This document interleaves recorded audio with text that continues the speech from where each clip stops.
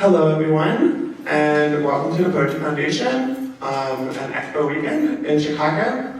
Today's panel is Poetics in Practice on art writing, and we are very, very excited to have here in Chicago Camille Bacon, Amari Simone Gibson, Daria Simone Harper, and Jessica Lynn with us today. My name is Noah Michaela Fields, and I am a programs curator at the Poetry Foundation. I use she or they pronoun, and as a brief visual description, I'm a white trans woman wearing a pink dress and a black Gwendolyn Brooks shirt over it.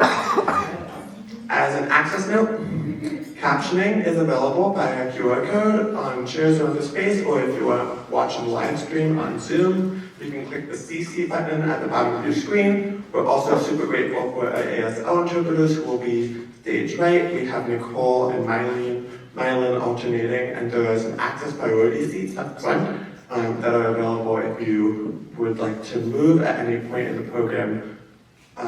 Please do so. We invite you to treat this as a relaxed space, and you can come and go as you need, or if you need to step out for a break or stim.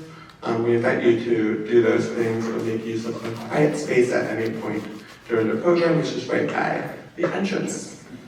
We gather tonight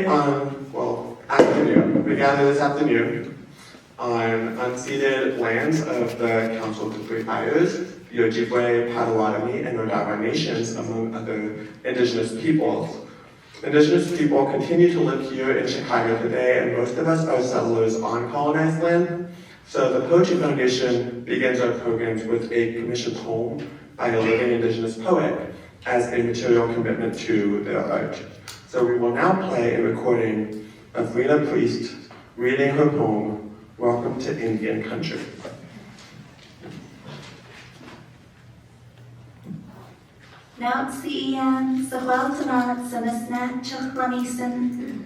Hello everyone, my name is Rena Priest. I'm a member of the Lummi Nation in Washington State. I'm going to share with you my poem, which was written somewhat as a land acknowledgement, acknowledging that anywhere in the Western Hemisphere that is beautiful, where there is water and it's habitable and nice for people, that's Indian country. This poem is called Welcome to Indian Country. Welcome to Indian country.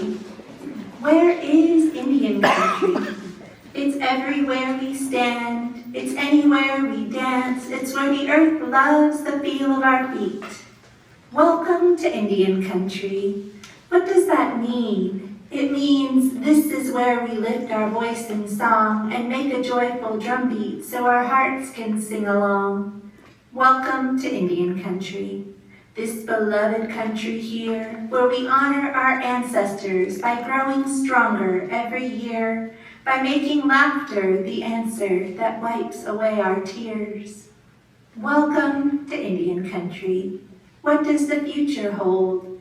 In uncertain times like these, we reach for words like hope and things we can be sure of, sunrises, beauty, and love. Welcome to Indian country. It's everywhere we dance and where the feast is truly grand. Welcome to Indian country. Now give us back our land.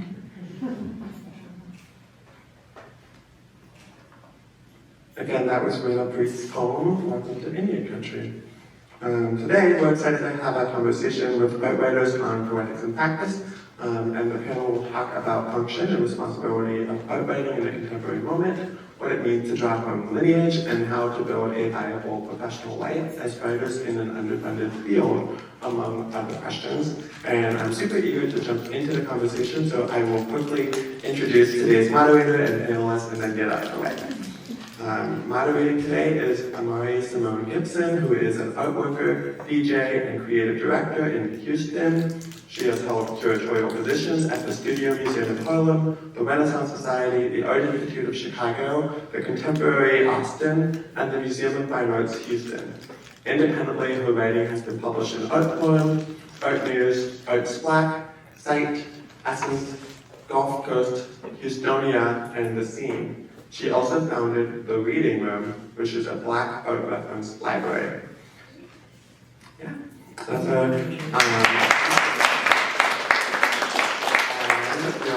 three fabulous panelists. Camille Bacon is Chicago-based, whoop whoop. Writer building a sweet, black writing life as inspired by the words of poet Nikki Finney and the infinite wisdom of the black feminist tradition more broadly. Her work has appeared in Threes, Culture Magazine, Video Magazine, Momus, and Burn Away. She currently manages MacArthur Binion Studio here in Chicago and formerly held positions at Gray Art Gallery and the Studio Museum in Harlem. And I'm going to speak over a little bit. We also have Doria Simone Harper, who is a multimedia journalist and writer based in Brooklyn, who is the current assistant editor on the digital content team at David Warner Gallery, New York. Her byline is featured in publications including ArtNet News, Artsy, Burnaway, Culture Magazine, Essence, ID, and W Magazine. Doria also hosts the Arts and Culture podcast, The Art of It All. And finally,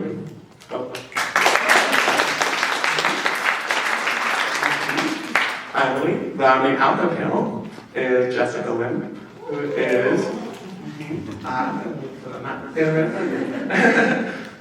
Jessica Lynn is a founding editor of Arts Black, an online journal of art criticism from Black perspectives. Her writing has been featured in publications such as Art Forum, The Believer, Freeze, The Nation, and Oxford American, where she is a contributing editor. She has received research and writing grants from the Graham Foundation for Advanced Studies in the Fine Arts, the Andy Warhol Foundation, and the American Australian Association.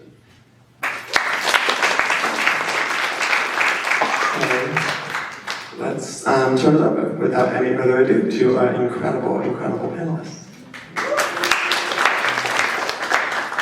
Thank you, Noah, for that wonderful set of introductions. And to the Poetry Foundation team for having us here. Quick little call and response. Good afternoon, everyone. Good afternoon. The blood is flowing. I can feel it. Again, my name is Amari Gibson. I'm the founder and director of a Black Art Reference Library in Houston, Texas called The Reading Room. And I'm really, really honored to be sitting up here with my friends, three of my favorite humans in the world. I've met each of these women at one point in my life, and it's been an absolute dream to share, be in community with you all at different points, in different capacities.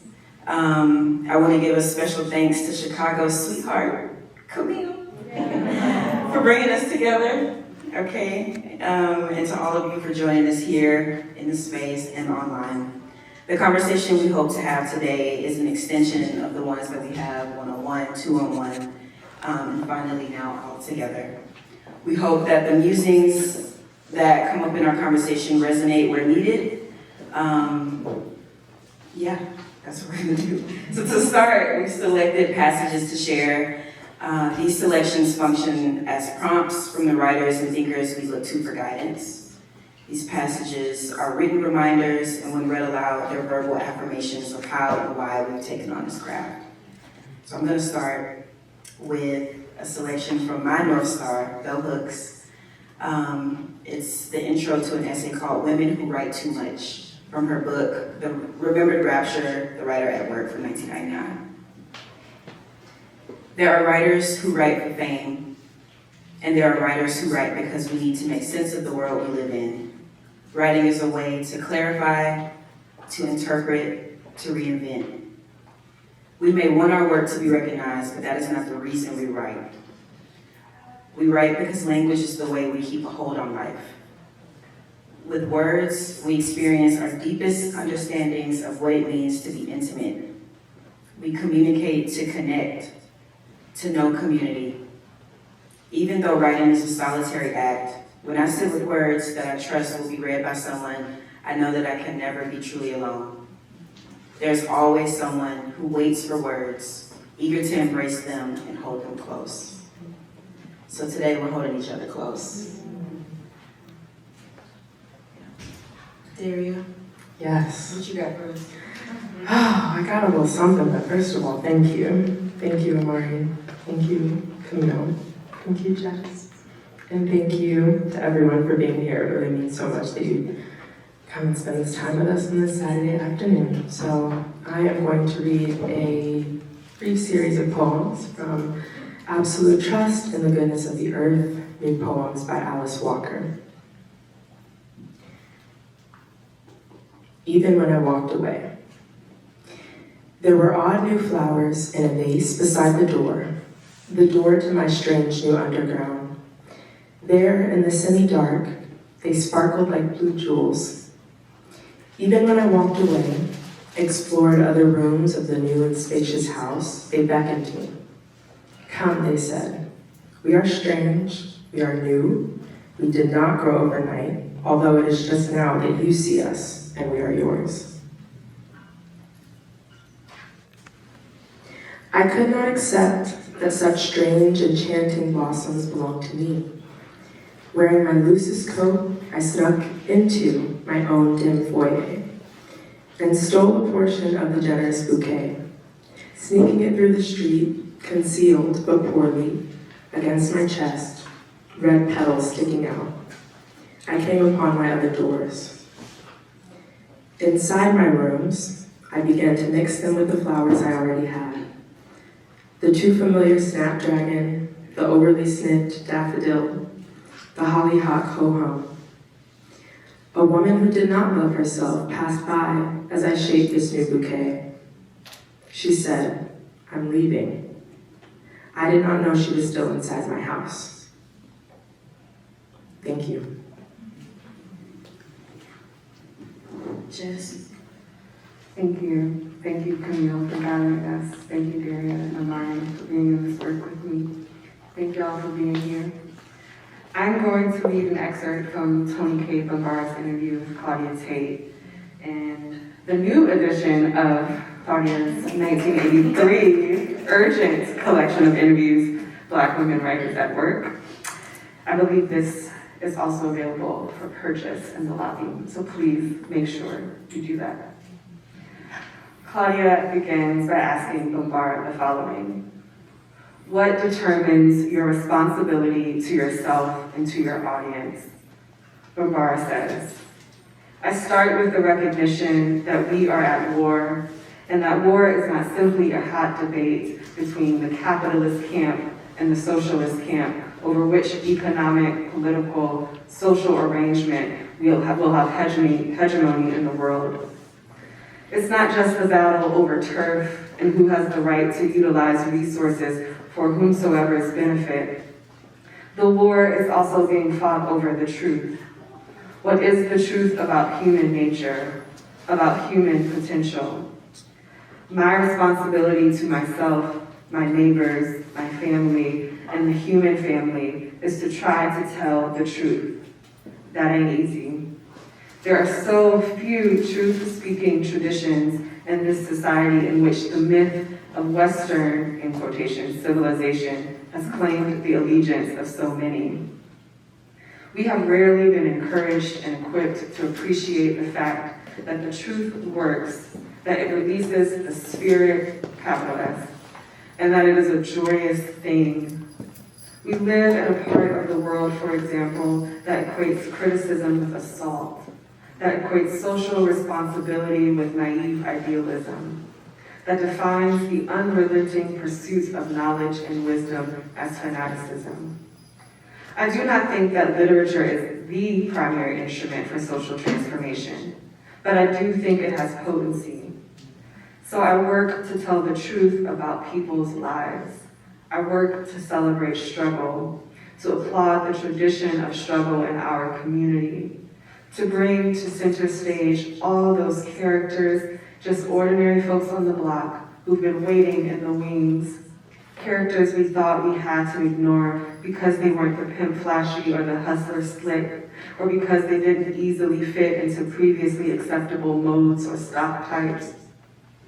I want to lift up some usable truths, like the fact that the simple act of cornrowing one's hair is radical in a society that defines beauty as blonde tresses blowing in the wind, that staying centered in the best of one's own cultural tradition is hip, is sane, is perfectly fine, despite all claims to universality through Anglo-Saxonizing and other madnesses. Thank you for your readings. Thank you for answering my call and for being here with me today.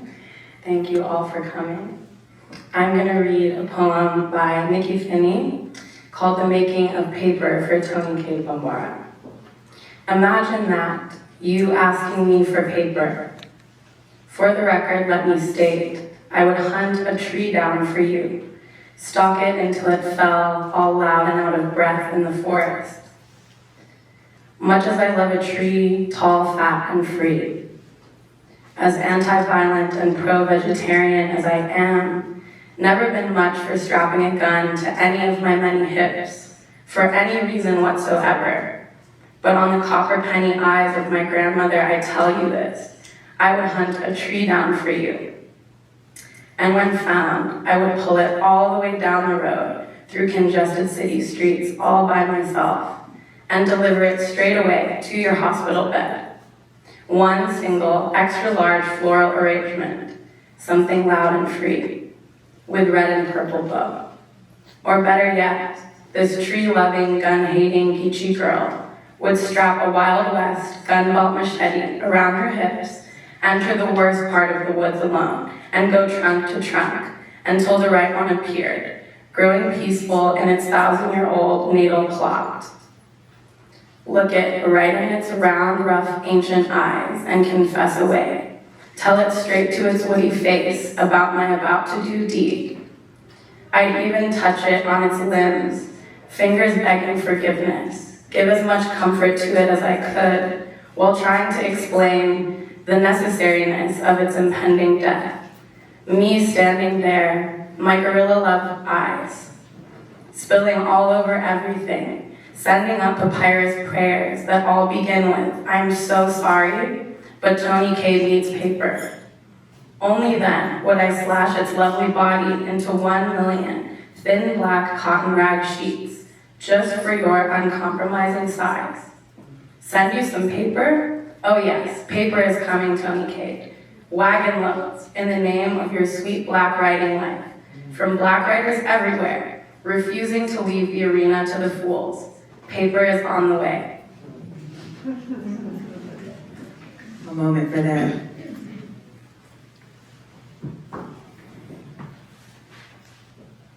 So, to begin, before we talk through why we chose the writings that we did, I want to ask you all, as a way to ground us, where are you in your relationships to writing? Why are you doing it? How has the craft existed in your life? And if at all, how has that changed recently? Derry, you want to start? Thank you. My relationship to my writing practice is one that I'm very grateful to be in a space right now where I'm finding more sacred reverence for day by day, cherishing this craft much more deeply each and every day.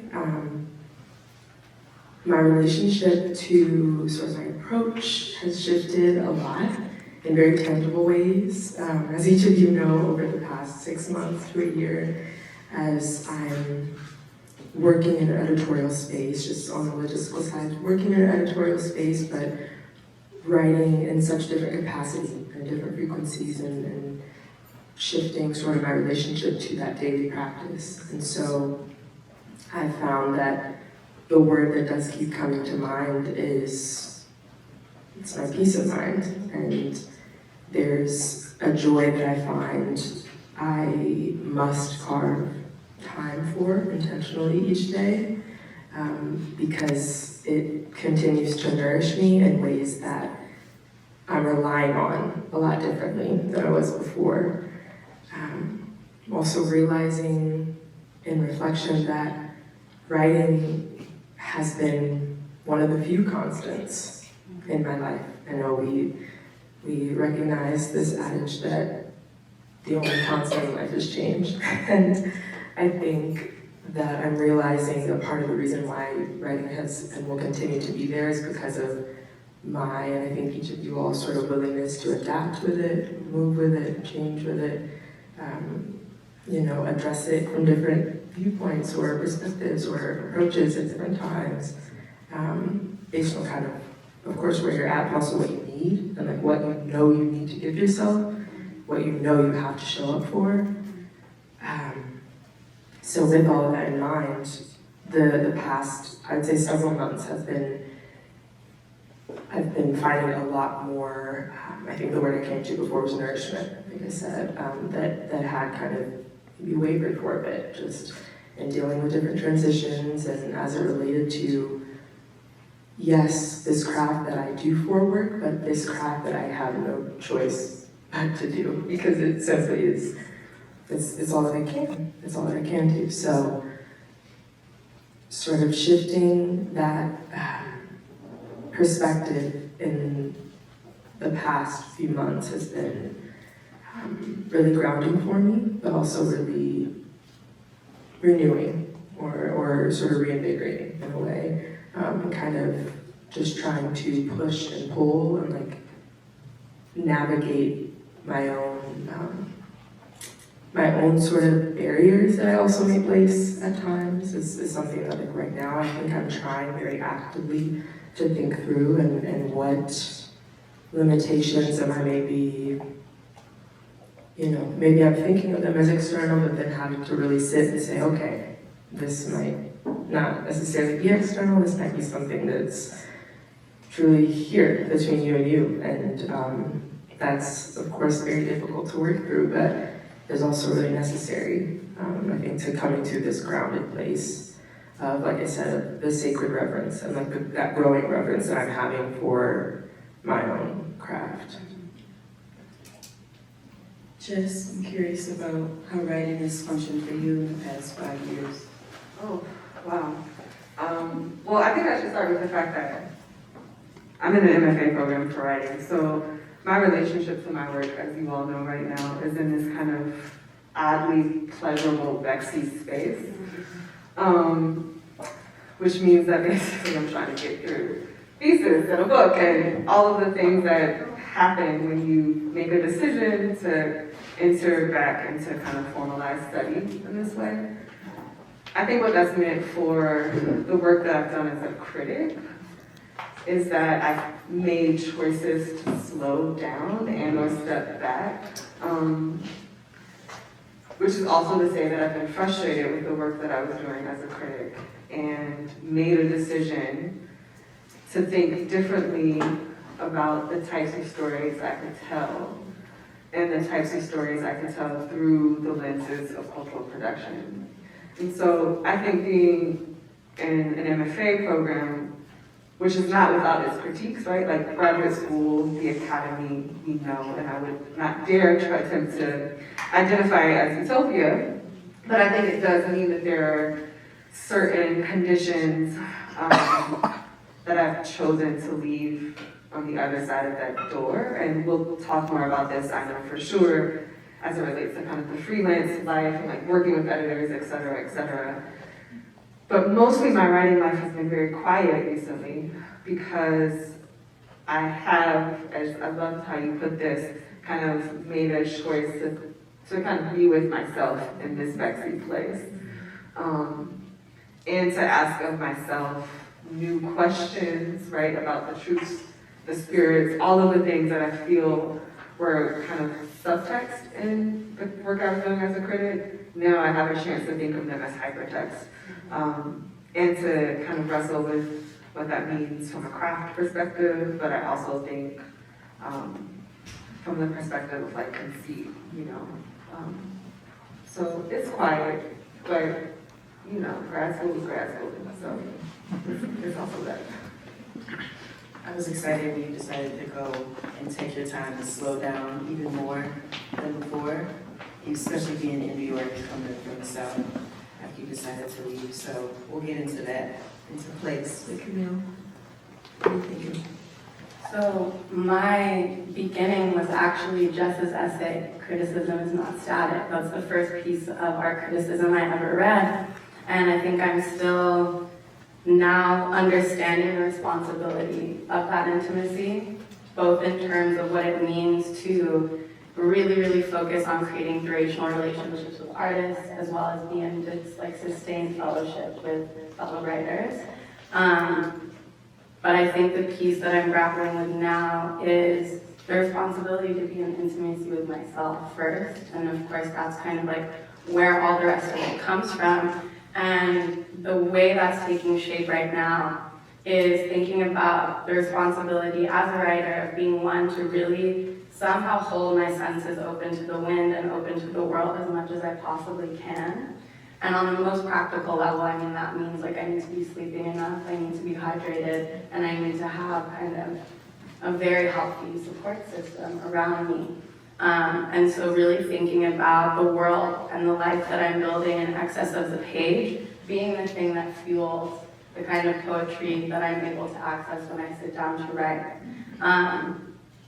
I also am in a scenario in which I have kind of like a day job that supports me, and that also means that there's a different kind of set of choices that I have where I've been able to be really intentional about the assignments that I say yes to or say no to, and really also thinking again, if we're thinking about constructing a writing life, then any decision I can make that expands the number of choices I have is really what I'm thinking about.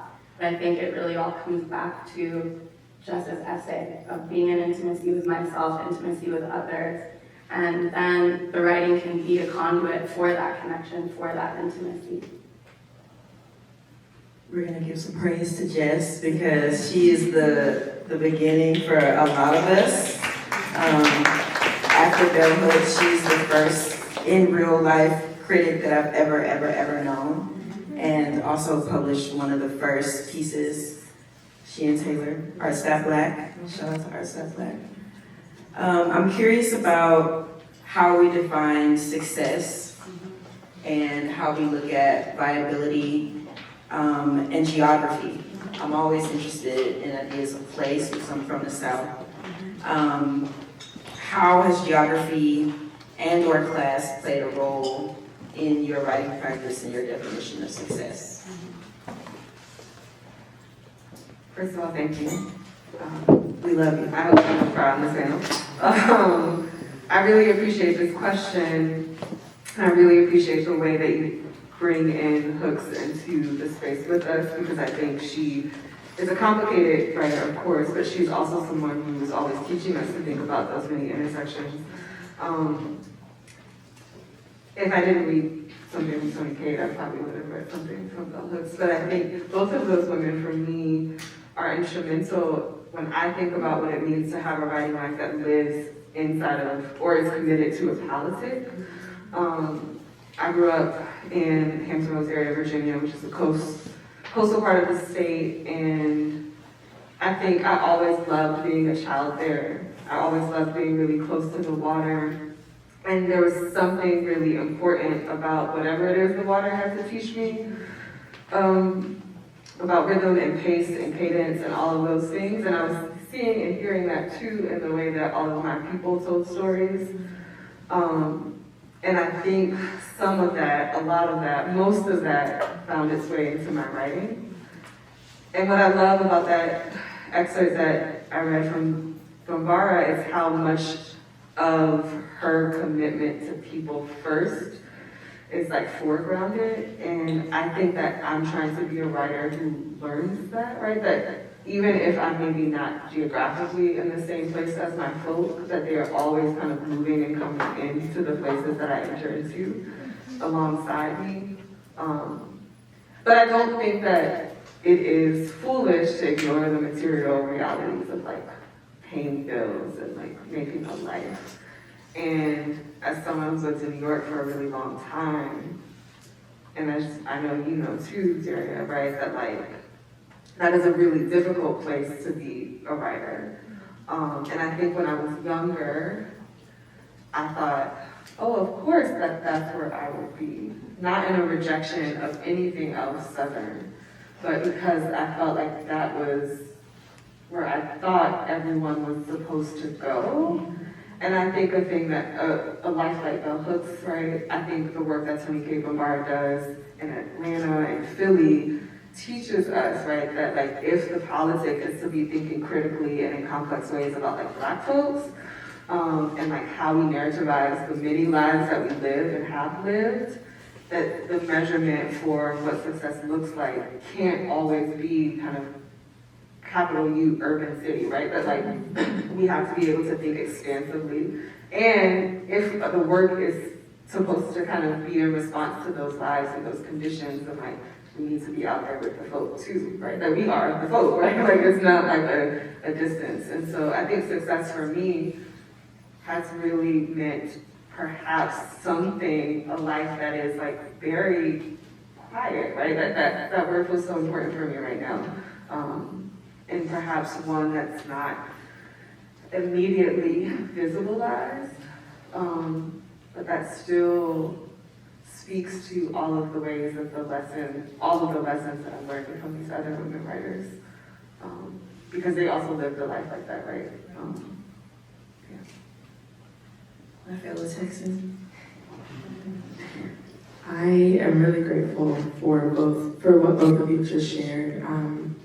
Jess, one thing that you mentioned about the water is also just making me think about this idea. There's an artist, Jamal Cyrus, who I know Amari has worked with as well, and I've also gotten the chance to work with, and he explores this idea there's a phrase called alluvial soil, and it's a scientific phrase, but the way that he's thinking about it is really understanding like what sort of essence or spirit is birthed from an environment within the soil.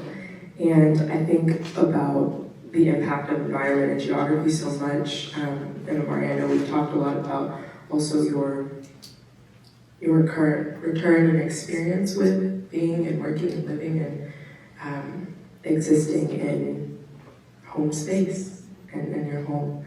And I think that over the past 8 years now, just as you mentioned, living in New York, there have been a lot of struggles as it relates to viability. It's a very difficult, ongoing, day-by-day sort of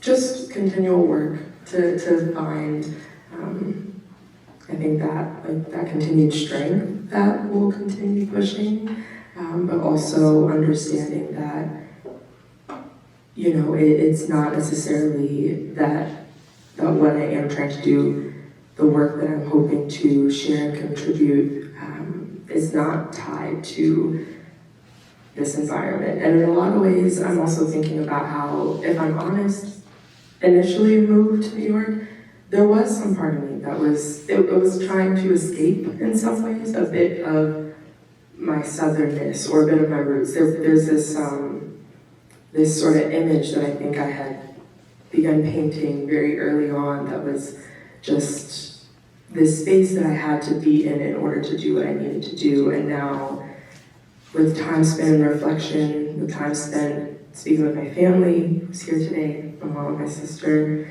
my grandparents, thinking about our lineage, and understanding that there is a very necessary connection with that environment and with that soil, literally, that may have to occur in order to sort of unlock certain pieces that may not exist otherwise.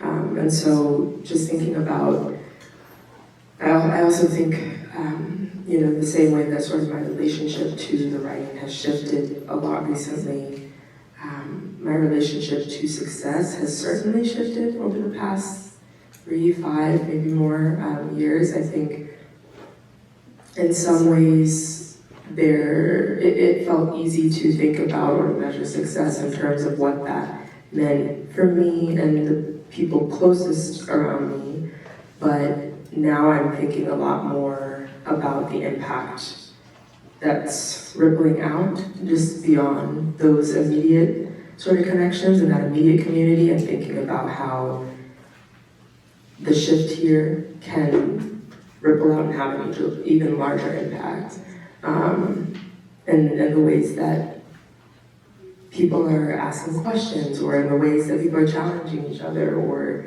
playing and ideating and creating and experimenting. I think I'm realizing how also there's a huge piece of it that is this intimacy with self, and sort of trying to continuously investigate in order to fortify those outward unions. But certainly my relationship to success has been and continues to evolve presently, shifting a lot. I would love to start by thinking about geography, because I think that deeply informs my notion of success, but my maternal family is from Martinique. And so I emerged from this very distinct kind of Black liberation-esque school of thought, including people like Edouard Glissant, Aimé Césaire, Suzanne Césaire. And one of my favorite ideas that you can sense so deeply, and Jess was there as well, but the mangroves are these kind of like densely, kind of like sludgy landscapes, and the roots almost look like they're eating themselves. So if you're walking in a mangrove and you look up, you can see multiple different kinds of leaves, but when you look down, it's all coming from the same trunk. And so I think the way that I approach kind of like on a formal level, the way that the words appear on a page, I'm trying to have that same kind of thing happen where you look up and you see the multiplicity, but again, it's all rooted from the same place, and kind of allowing difference to coexist in that way is something that I think I can do on the page because I'm from Martinique. And I also think that has something to do with the water, as both of you have mentioned, and also being from Chicago, also having that access to Lake Michigan has taught me a lot about pace. But the other thing is that it's a lot easier to allow water to hold you if it's salty. So the ocean water in Martinique, and the feeling of being able to splay out in that body of water like that is not something that can happen in Lake Michigan. And I want my writing to have that same kind of sense when people read it, that they can lay out in it and that it will hold them, just like the salt water has held me for my entire life. And it's actually language that I've again pulled from an essay that Jess and Taylor wrote together called We Are Each Other's Medicine. And so my notion of success is wanting to write things that feel like antidotes and that feel like medicine. Again, in the same way that spilling out in that water and being held by something so much faster than you can indeed also be an antidote.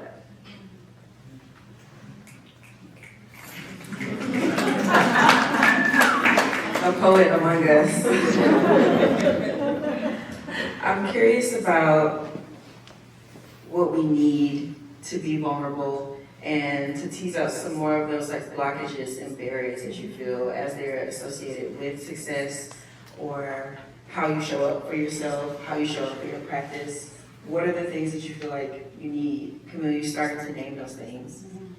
Being hydrated, getting rest. Yeah, seriously. What more do you feel like there is? I think the core is constantly grounding in lineage, but also understanding that lineage included people who are alive right now. I am in lineage with you all, and I think, even gathering to plan this conversation was something that I so deeply needed, because finally, we've now constructed a space and fellowship in which we don't have to explain or prove the value of our work. It's an assumption.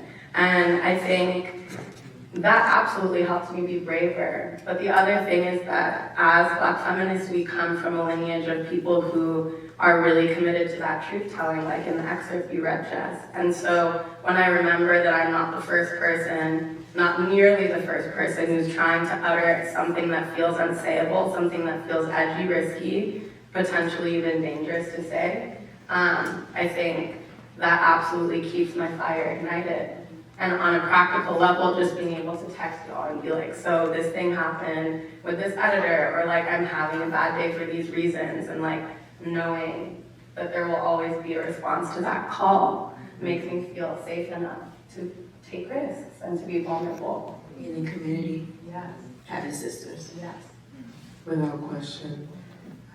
It's hugely impactful. I think express this to you all, but I really don't know how I would make it through if not for that ability and that knowing in the answer to the call. And I think a lot also about trust and faith. I think this is something, Camille, that you've mentioned to me before, is also thinking about trust and faith in your reader and your audience, and feeling excitement, maybe these things that do feel that they're hard to express or hard to share, but trusting and having faith that the reader is gonna meet you there, and that you all are you're gonna move from there and shift into a different space, and that can look very different, especially depending on the form, but I do think that that's a very grounding feeling for me, and like an encouragement that kind of exists quietly. Yeah. Just as someone who's led us in so many ways and always answered the call, and like is someone who's here to remind us who we are when we need, which has literally kept me from losing my mind on many occasions. Y'all have no idea. How have you sort of situated yourself as a mentor, or why is mentorship important to you? It comes really natural to you. I'm wondering who taught you, and why is it important to give back in the way that you have poured into each one of us? Wow. And so many others. I feel really moved by that. Thank you. I like you too. Who has taught me? I think, on some level, like I learned from the people who made me. My father is an educator. He's my first teacher, right? He is a Black man in his 60s from rural Georgia, who was raised by women who made him. And I think what I learned from my father, and I don't know that I always think about kind of like my Black feminist politics in terms of my relationships with my dad, but it does feel important now that I'm thinking about it out loud here. He's someone who read to me every night, right? Like he is someone who gave me the oral histories, not just of his people, but of like the land that we had all kind of traversed, right? So growing up in Virginia, which, is Algonquin land, right? Like my father taught me the history of that, right? He taught me the history of like where his people were in Georgia. And I saw him as I got older in the classroom with these young people, and I saw him care about what it meant to ask a question. I saw him care about what it meant for like young Black people to be curious and to follow that curiosity to a point. And I don't know that there's ever been someone who's been writing in my family in the way that I'm trying to do, but I know that there have always been people who have like loved asking questions and who have made room for those questions at tables over food and like tea. And so I think perhaps like the first and most honest answer is that like I saw that through my dad and like the life that he has lived as an educator. I think too, like I learned from someone like Taylor, right? That like we are trying to think about a world in which like Black folk can be well and whole, right? As writers and curators, we're trying to think about like the translation of that in different spaces. And I don't know that I would ever like assign myself the label of mentor, but I know that like learning is a relationship of reciprocity. And so I think to whatever extent that you feel that I have like poured into you, like I'm able to do that because you are also doing that to me, right? And like this is a shared kind of engagement, that we are like loving one another because we are interested in like struggling together and like writing together and reading together and like feeding one another. And I think all of the women we have cited too have like demonstrated that, even though Walker's a little complicated, you know what I mean? I think though, so many of the people that we learned from have lived lives and have been shaped by people who have always been like, come here, sit, like ask the question, let me make sure you have some water, like let me make sure you have some food. And I don't think that I can be any type of writer without being that person first, you know? And I think I can keep doing that because you all are also the models for what that can look like. We're creating a culture and a community where we're able to be safe amongst one another. And I think that's so crucial to being able to be vulnerable, is to be able to trust each other in whatever it is that we're doing.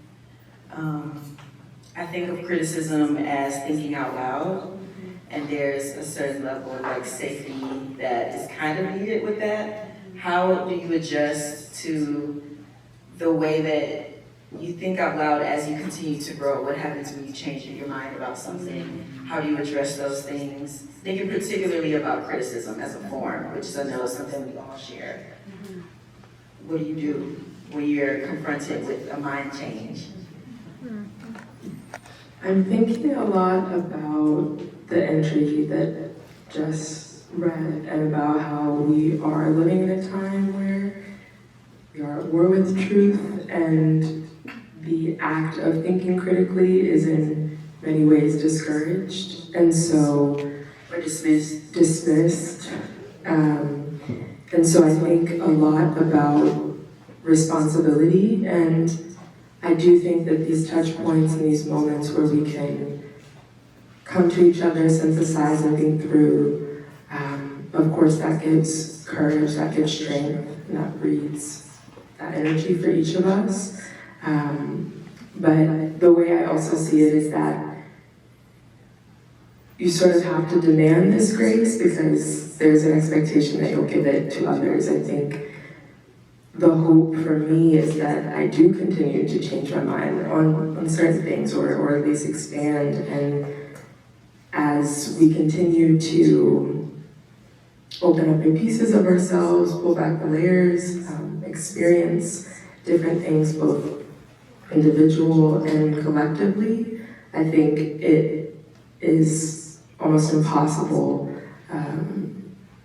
to expect that there may not be that there won't be room for that. And as it comes specifically to the art of criticism, like you said, it's this thinking out loud, and it's a spark, like it's a generative action in my mind. There's this hopefully ongoing then train of thought that can be fueled, and it's kind of kicking off something that maybe hadn't been in motion in that same particular way, and we are working in a lineage, and so we are building off of things that have been maybe expressed or pondered or mused upon in one way, but also because of our specific lived experiences, the new connections that we're forming, the different things that we're experiencing, there's like a new growth that can happen from that as well.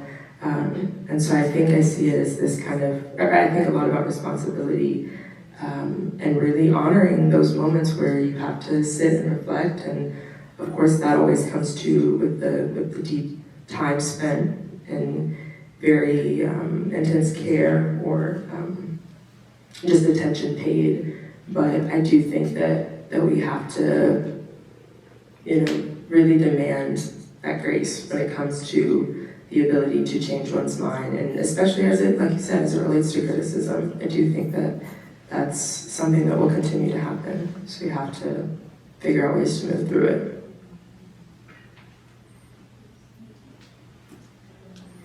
I feel like I first of all love what you said about like hoping that you continue to change your mind. I was raised by parents who are here today, who made it very clear early on in life that I was going to be the steward of my own mind and the steward of my own opinions, and they taught me to approach just kind of like even mundane everyday life with that kind of almost like research scope of things. But they also always made space for me to be multiple. So being able to change one's mind about the most ordinary things is something that I was really supported in doing as a child, and I think I still feel that way now. But I also love, and you brought it up earlier, that like the only lasting truth is change, from Octavia Butler, and all you touch you change, all you change changes you back. And because my practice is interested in being a conduit of intimacy, again, calling back to Jess, then it's inevitable that I will open myself to being touched and therefore also open myself to being changed.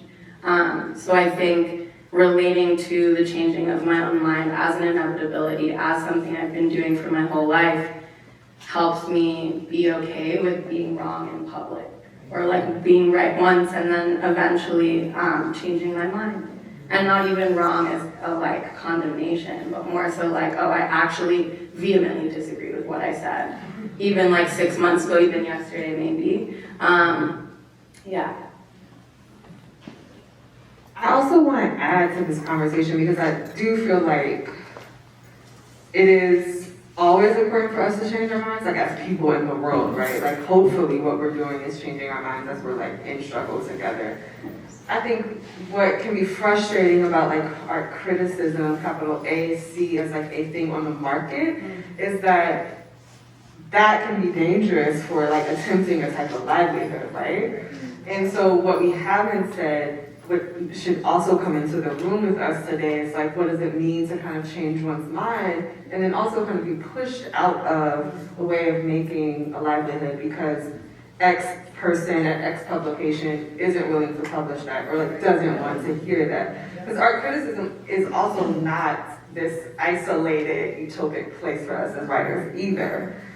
And we have talked about that extensively. And so I think, yes, we should be able to change our minds, and also we have to contend with what it means to do that in a world, in an environment that may not always want to have that be the thing that's kind of like printed, right, or published. I don't have an answer for like what you do when you encounter that. My answer has been to retreat, right? And my answer has been, well, perhaps this is not the type of work that I want to be doing anyway. But I think there are those of us here, there are people watching, and we do want to keep at it. We still want to be trying. We still want to be kind of like talking and thinking in complex ways about the artists that we encounter.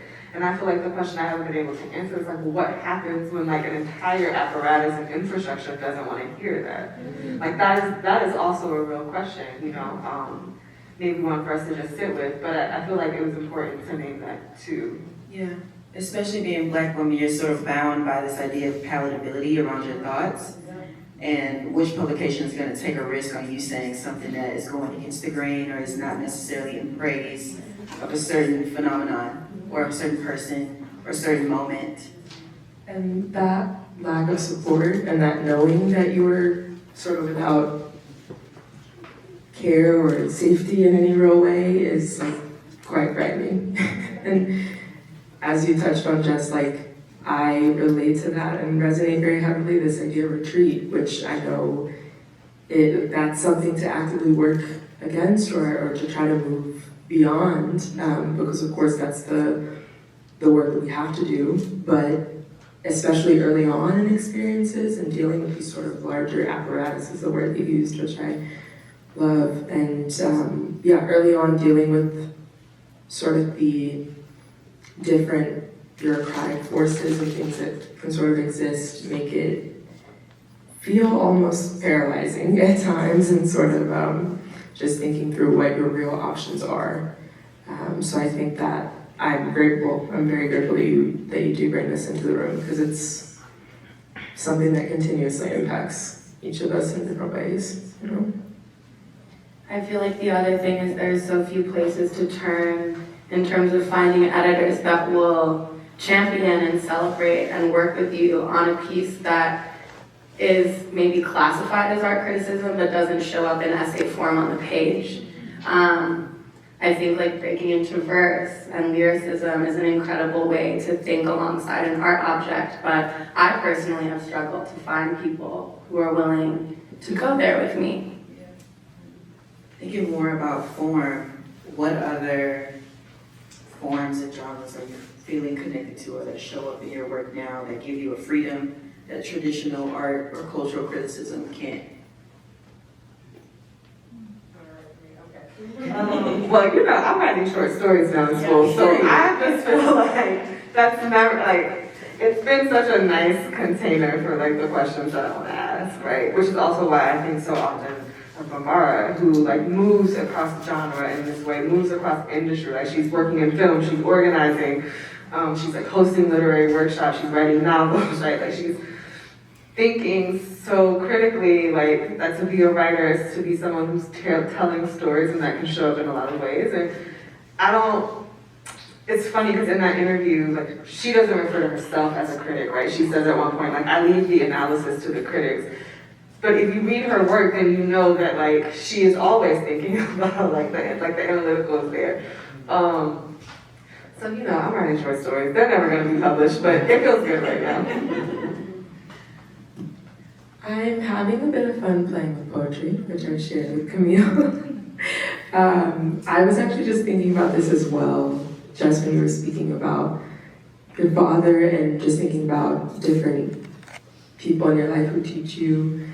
I had this thought about actually my Aunt Eddie Ray, she lived in Detroit, she's passed away, but I don't know if she would think about this sort of form that she was sharing in very small, like intimate ways, would share and write these different musings and thoughts on postcards, at the back of a grocery list, notepad, wherever, and then leave them on the fridge, like magnet. And after she passed away, there were some that I would go back and read and reference, and although I don't know if she would think about them as poetry, that's how I read them, and that's what they feel like. And I'm thinking a lot right now about the freedom and sort of lyrical nature that I feel when I am writing poetry. And it's not something that is necessarily showing up in my work in an outward way, or anything that will necessarily be published, but in terms of the practice and thinking about craft and exercising in different ways, and then, as you mentioned, thinking about how you do bring that to the page, and maybe finding what that can look like to sort of break form, merge forms, all of these different approaches. That's something that I've been thinking about, and kind of this bringing in this element or this side of things that feels very light and feels very playful, and that's somewhere where I've been able to explore that energy a bit more is in poetry recently. But again, all very private for the most part.